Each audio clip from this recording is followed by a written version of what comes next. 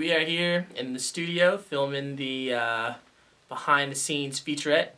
We're going to be recording some dialogue today for a scene from The Incredibles. It's the Super Suit with Samuel L. Jackson, and my girlfriend's here recording. I have one of my classmates helping me run the board, so it's going to be a good day.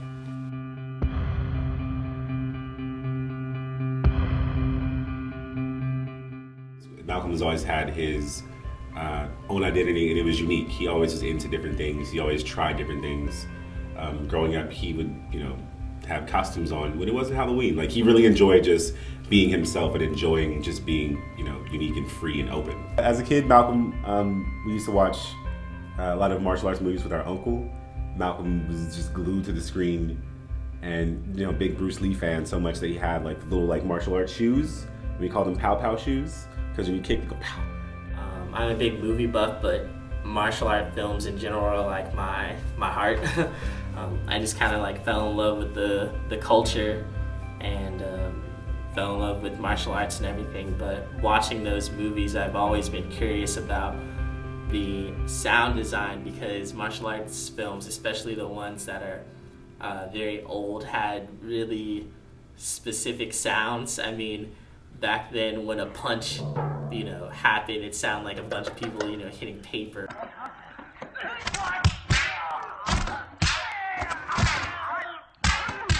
It was like the iconic sound, and I was just like, I want that. I was so curious how they make that. And after taking the MSV class, that's when I kind of just fell in love with post-production and knew that's what I wanted to do. Malcolm's post-production work, wow. I didn't know that it was him, honestly. I thought it was the original work from the original, artist and, sound crew. He did a commercial for Adidas, whether it's, the camera shutter clicking or people laughing. Everything was perfectly in sync, and, for myself and other people who watched it, we didn't know that. We were like, oh, we saw the commercial on TV. This is you. Oh, it still blows me away that he's able to do this, and I'm still it's like a magic trick, because I don't know how he does it. My name is Jerry Gerard, and also known as J-Box, and I know Malcolm through school. How we met, I believe, was I was in the parking lot just beatboxing, and Malcolm was like, oh, I make beats and this and that, and let's link up. And so I was like, all right, yeah, let's do it. And that's pretty much how it all started. And Malcolm's talent and just how he's chopping things up. It's like you get the synergy starts boiling up, and then you start getting into it. And I've just caught myself a couple of times working with Malcolm where it's just like I'm not even thinking anymore. It's like I'm kind of almost having an outer body experience, just because I'm just in the music so much, and I just know where he's going, and I know he's going to take the music, and I can just follow along, and it's almost like I'm not even playing. I'm just kind of following his lead. It was orientation 2010, and we were both straight up from high school, I didn't know anybody here, and I met him, and so we started talking, and it was pretty cool. And then a year passes by. We haven't really seen each other because we were in different classes, we were doing different stuff, and all of a sudden he sees me and asks me for my number, and then next thing you know, we're boyfriend and girlfriend.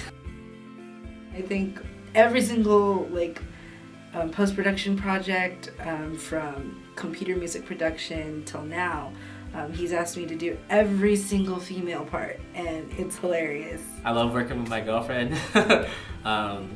She's awesome. She's been in just about every single one of my post projects. It's not like something that I choose. It just so happens to be like that, but I'm glad that I've been able to work with her. Yeah, use your hand. That's part of the voice acting. Use your whole entire body. If it helps, once when I press record, I'll move back so you don't see me. What do you need to know?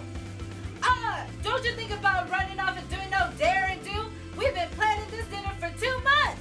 I'm a dreamer, so I talk about my dreams and the things that I want to do in the future and stuff. And she never laughs. I'm always gonna think that she feels like it may be corny, me expressing myself like, oh, I want to live in China and just, wear certain suits or like, eat with chopsticks every day or something. And I'm always expecting her to be like, that's weak or something like that. But she's just like, you know what, like, I want that too. He really is like, probably one of the most dedicated people I've seen. Anyone who has Malcolm on their team has an opportunity for an amazing, explosion of creativity. Of course, people like things when they're easy. I mean, everyone does, but I like to be challenged a little bit because I want people to see, my real talent. Being able to be thrown into any kind of situation and overcome it. I think is one of the things that I do pretty well. I'm glad he's still doing what he's doing and that he's achieving his dream, and I can't wait to see what happens in the future for him. After graduation, I'm not sure what I want him to do, but one thing I would love to see is just his name in the credits somewhere. I don't care where, how, or when. That's something I want to see, is just to have that flow across the screen and be like, wow, that's my brother.